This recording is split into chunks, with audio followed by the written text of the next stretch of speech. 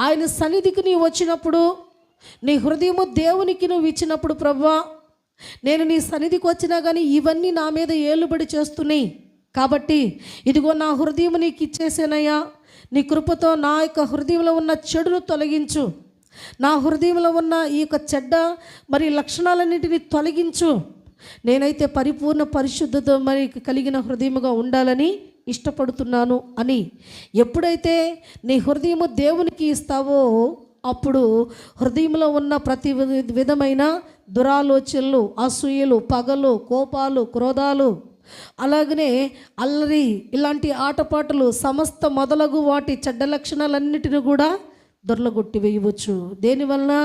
నీ అంతటగా నువ్వు తీసివేసుకోలేవు, నీ వల్ల కాదు. కానీ అందుకని అంటున్నాడు, ఇలాంటి స్థితిలో ఒకవేళ ఉన్నావేమో నీ హృదయం నాకు ఇవ్వు, ఆ హృదయాన్ని నేను బాగు చేస్తాను అని అంటున్నాడు.